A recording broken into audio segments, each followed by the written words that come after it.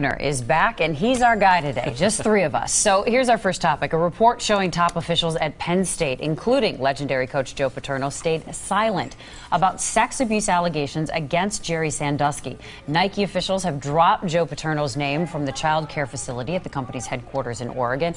Now there is a call to remove the famous statue of Paterno from Penn State. Should they do so? You know, when I heard about this controversy, the image that came to mind to me was rearranging the deck chairs on the Titanic. I mean, you talk about the ship that is Penn State is sinking quickly, and there's consternation and worry about like a statue. To answer the question, I don't think it makes much difference one way or the other. I mean, the guy is a legendary figure who did a lot of great things. He also did some really awful things, including turning a blind eye to this. There's going to be all sorts of lawsuits. I think Penn State has a lot greater problems, and candidly, a lot of alumni still worship Joe Paterno. I wouldn't remove the statue. Some of the analysis I've read about the Free report says had Joe Paterno lived, he could have been charged with something. Do you believe that? Well, I don't know that he could have been charged with something, but it's very, very clear that they had this culture at Penn State where the football program ruled everything, and it was really, that was the tail that wagged the dog that was Penn State. And so, I mean, you know, part of that report I read, apparently there was a janitor who had some information. He was afraid to come forward because he thought he might be fired. You know, one of the vice presidents of the university, you know, was aware of some of the stuff in '98 when Sandusky drops a kid off and the kid's mom is upset because it appears that they've been in like a shower together or something, and the vice president at Penn State says, well, let's not open Pandora's box here. So I don't know about the criminal charges, but from a civil perspective, look out. I mean, if I'm the lawyers, it's representing Penn State, it's let's open up the checkbook. How many zeros do we put in? Because this was appalling. And you hope this doesn't happen anywhere else, if people use it as an example and put, you know, things in place to stop something like this. Right, because the cover, I mean, look where Penn State is now. I mean, the athletic department has to be devastated. From the perspective of the university, its reputation is absolutely destroyed. How long is it going to be before Penn State is viable again? Well, I think that's a fair question. Those who love Penn State still love Penn State. They had a record fundraising year last year as a result of all this. All right, coming up next, a gay couple shocked and solo with us today. So a married gay couple horrified to discover a photo of them kissing at their engagement party altered and turned into an anti-gay marriage mailer across the country. The photo was used in a political campaign. Should the couple be able to sue the organization that made this flyer? Well, if the question is should they be able to, the answer is probably yes. The legal, and my guess is, though, they probably don't have a cause of action.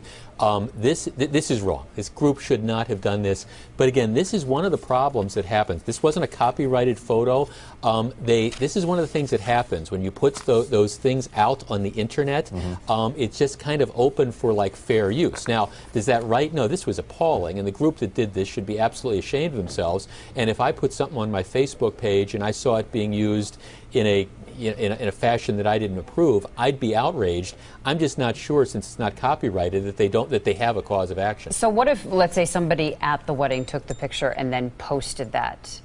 Do they still have no action? Or what if the wedding photographer actually posted it? But I guess they wouldn't, because it's not copyrighted. Somebody owns that image. Well, yeah, but somebody owns the image, but then when you put it out there... So if the couple didn't post it themselves, let's say they didn't put it out there.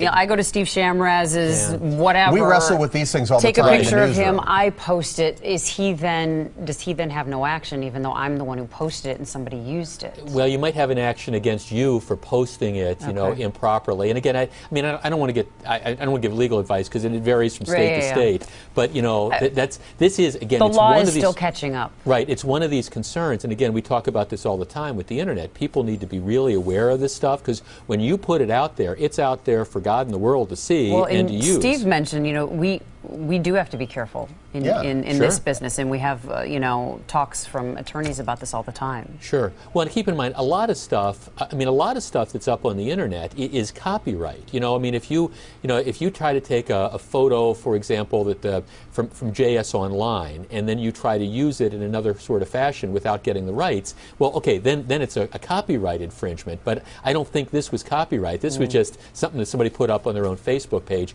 Maybe there's a cause of action. I'm not sure. sure, though. Okay, third topic. Busy weekend in Milwaukee. Bastille Days, South Shore Frolic. There are still plenty of summer festivals coming up. Which one is the best?